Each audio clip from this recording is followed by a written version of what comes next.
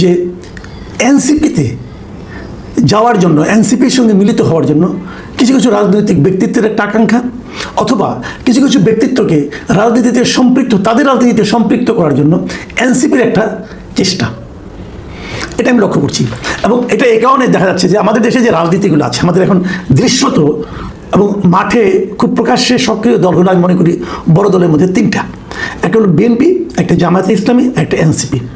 অন্য দলগুলিকে আমি ছোট দল হিসেবে বিবেচনা করি। গণ অধিকার পরিষদ ওটা হারিয়ে যাবে ধীরে ধীরে, কারণ ওর মূল দুই নেতাই দল ছোটমতো হয়ে গেছে, তাই না? আবার এবি পার্টি, তারাও কোনো নির্বাচনে একটা জোটের মধ্যে ছিল, কিন্তু তারা কোনো আসন না পাওয়াতে, যেহেতু এখন সংসদ কেন্দ্রিক রাজনীতি হয়ে গেছে, কাজে আলোচনায় তারা আবার থাকছে না।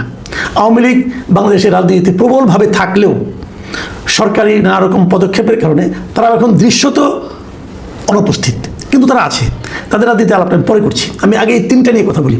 এখন এই তিনটার মধ্যে যদি কোনো রাজনৈতিক ব্যক্তিত্ব, যিনি মনে করেন বেশ পরিচিতি আছে এবং কোনো একটা সম্ভাবনা খুঁজছেন অথবা টিকে থাকতে চাইছেন, তারা কিন্তু একটা নতুন প্ল্যাটফর্ম খুঁজবেন, যে প্ল্যাটফর্মে গেলে তার ভবিষ্যৎ উজ্জ্বল হবে।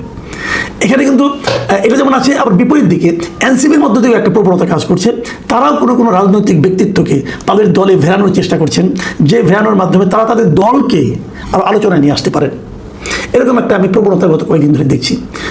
এর মধ্যে সবচেয়ে যেটা বেশি আলোচিত নাম, সেটা হলো ব্যারিস্টার রুমিন ফারহানা। উনি বিএনপিতে ছিলেন, তারপরে বিএনপি থেকে নমিনেশন দেয়নি, এবং উনি বিএনপি নমিনেশন না দেওয়ার জন্য অপেক্ষাও করেননি। উনি নিজেই স্বতন্ত্রভাবে ইলেকশনে দাঁড়িয়ে গেছেন, এবং ওখানে জামাতের প্রার্থী ছিল, বিএনপির জোটের প্রার্থী ছিল, সবার সঙ্গে একা ফাইট করে স্বতন্ত্রভাবে উনি বিজয়ী হয়েছেন। বাংলাদেশে স্বতন্ত্রভাবে নির্বাচন করে কোনো নারীর জয় আমার যদ্দূর মনে পড়ে, এটা রুমিন ফারহানাই একমাত্র ব্যক্তি। তো যাই হোক, উনি বিজয়ী হয়েছেন, এবং উনি বাংলাদেশের খুবই একটা পরিচিত মুখ। বিভিন্ন মিডিয়াতে ওনাকে দেখা যায় সরব উপস্থিতি। আওয়ামী লীগ যখন বিএনপিকে একদম কর্নার করে রেখেছিল, তখনও সংসদে রুমিন ফারহানার আমরা সরব উপস্থিতি আমরা দেখতে পেয়েছি। রুমিন ফারহানা দল থেকে সে স্বীকৃতি পায়নি, অথবা ভুল বুঝাবুঝি হয়েছে আমি বলতে পারবো না, কিন্তু উনি নমিনেশন পায়নি বিএনপি থেকে, উনি এককভাবে নির্বাচিত হয়েছে। হয়তো অনেকে ভেবেছিল যে নির্বাচিত হতে পারলে হয়তো তাকে বিএনপি আবার ফেরত নেবে, কিন্তু সে ধরনের কোনো সম্ভাবনা দেখছি না। রুমিন ফারহানার দিক থেকে যে সে ধরনের কোনো প্রচেষ্টা ছিল না, সেটা আমি বলতে পারবো না, কারণ আমার কাছে দৃশ্যত মনে হয়েছে একটা প্রচেষ্টা ওনার ছিল। সেটা কীভাবে ছিল সেটাও বলি। আপনার মনে আছে নিশ্চয়ই আপনাদের, যে সংসদ সদস্য যেদিন শপথ হয়, সেদিন কিন্তু বিরোধী পক্ষের একটা দাবি ছিল যে সংবিধান সংস্কার পরিষদের সদস্য হিসেবে শপথ নিতে হবে।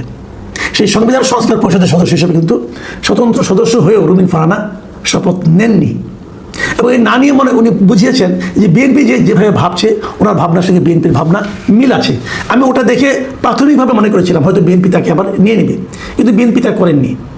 আমি যতটুকু জেনেছি যে রুমিন ফারহানার সঙ্গে এনসিপির একটা যোগাযোগ চলছে, এটা কোন পক্ষ থেকে চলছে তা বলতে পারবো না, তবে এনসিপির একজন নেতা তো প্রকাশ্যে আমার কাছে এটা স্বীকার করেছেন যে রুমিন ফারহানার সঙ্গে তাদের একটা যোগাযোগ হচ্ছে।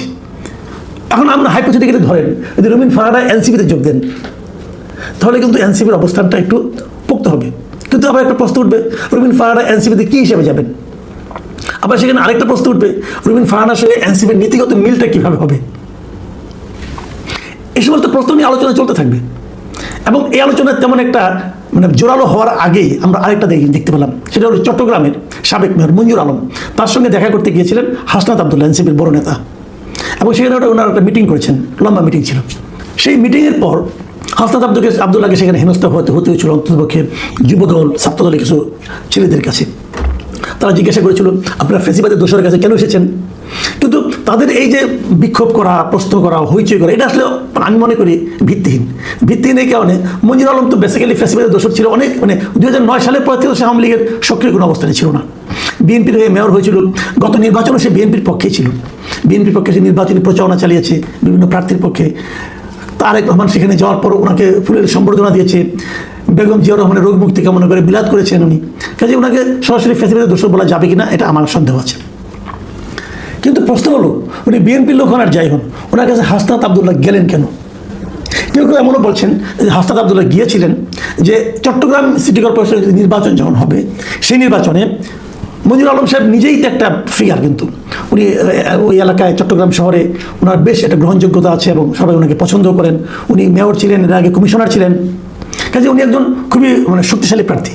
এরকম একটা প্রার্থী যদি এনসিপি পেয়ে যায়, তাহলে এটা এনসিপির জন্য কিন্তু একটা ইতিবাচক দিক হবে। আবার মঞ্জুর আলমের জন্য একটা দলীয় ব্যানার পাওয়াটা তো লাভজনক বটেই। তো এরকম একটা লাভ ক্ষতির হিসাব কিন্তু অনেকে করেছেন, এবং আমি একটা মিডিয়াতে এরকম দেখেওছিলাম যে উনি এনসিপি প্রার্থী হচ্ছেন, বাট ওনার নিজের কোনো বক্তব্য আমি এখনো পাইনি। আমি এটা নিয়ে ওনার কিছু জিজ্ঞাসাও করিনি, আমি কেবল আলোচনা করি বলছি আপনাকে। এই হলো একটা দিক। বড় বড় বিগ ফিগারকে তারা তাদের দলে টানার চেষ্টা করছে এনসিপি।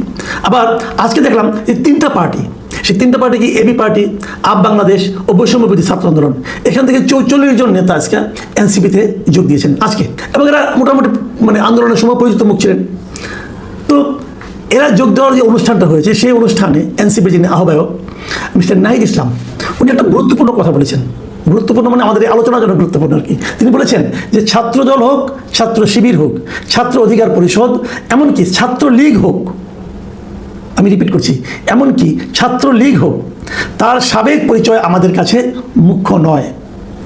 তারা যদি কোনো ফ্যাসিবাদের অংশগ্রহণকারী না হয়, গণহত্যায় অংশগ্রহণকারী না হয়, গণহত্যাকে সমর্থন না করে থাকে, চাঁদাবাজ দুর্নীতির অভিযোগে অভিযুক্ত না হয়, সন্ত্রাসী না হয়, তাহলে ওনারা তাদেরকে তাদের দলে নিয়ে নেবেন।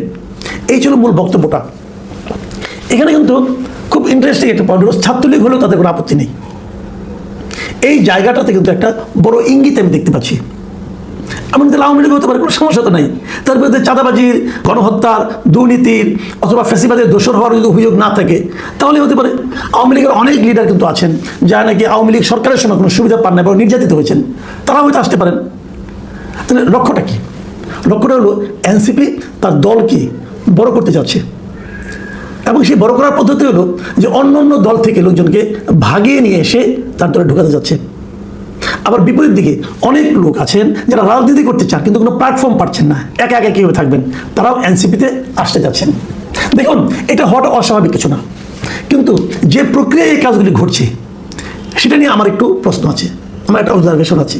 সেটা হলো, আমার কথা হলো সবাই এনসিপিতে আসতে যাচ্ছে কি মধুর আশায়। এনসিপিতে কি মধু আছে? মধুটা কোথায়? এই বিষয়টা আমি একটু বোঝার চেষ্টা করতেছি যে এখানেই কেন এনসিপি তো এখন কোনো সরকারি দল না, কিন্তু এনসিপি সংসদে থাকা একটা দল, যে দলের 6 জন সদস্য সংসদে আছে, একজন মহিলা সদস্য তারা পাবেন, তাহলে 7 জন হয়ে যাবে। তাহলে 7 জন লোকের একটা দল যারা সংসদে থাকছে, তাদের দলের একজন মানে আপনার লিডার হতে পারাটা হয়তো অন্য অন্য অনেক দলের চেয়ে গুরুত্বপূর্ণ। যেমন গণ অধিকার পরিষদ, এই দলের তো কেউ নেই, যদি একজন আছেন আমাদের নুরু সাহেব, নূর সাহেব, কিন্তু উনি তো মানে নির্বাচিত হওয়ার পর, এমপি হওয়ার পর, প্রতিমন্ত্রী হওয়ার পর উনি যেন মিডিয়া থেকে হারিয়ে গেছেন। রাশেদ খান উনি তো বিএনপিতেই জয়েন করেছেন। তো এই দল কিন্তু ধীরে ধীরে বিলুপ্ত হয়ে যাবে আমার ধারণা। এটা তো 2 ম্যান পার্টি ছিল এতদিন, সেখান থেকে অনেকে চলে আসতে পারেন।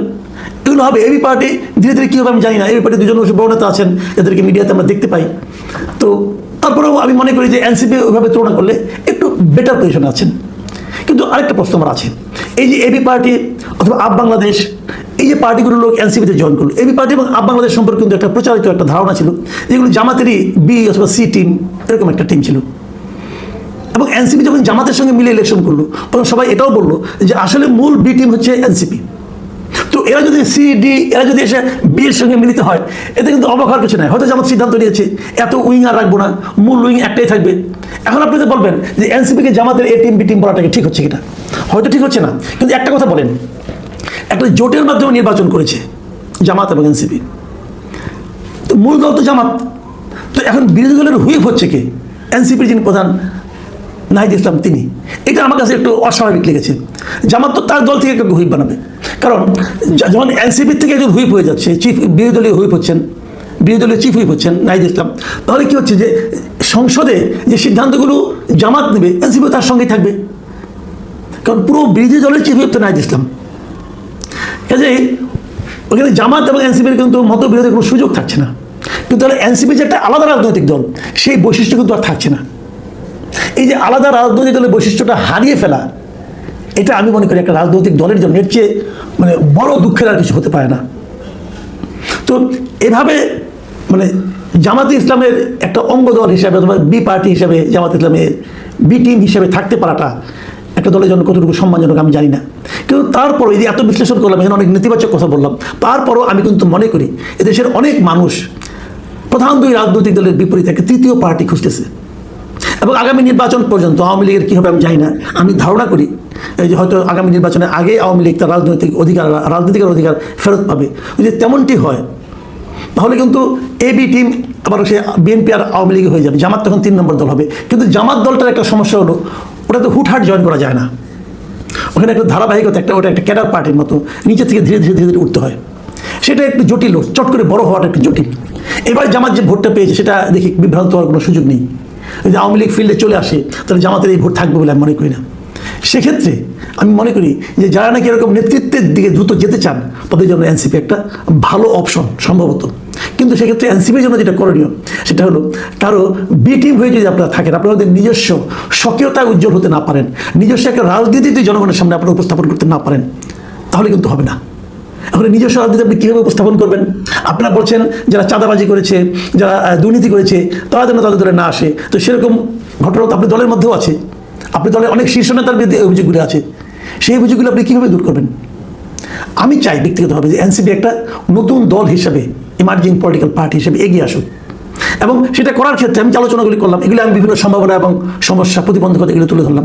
এগুলোকে মাথায় রেখে যদি এনসিপির নেতৃত্ব অগ্রসর হয়, আমি মনে করি সামনে হয়তো আমরা একটা বিকল্প রাজনৈতিক দল পেতে পারবো।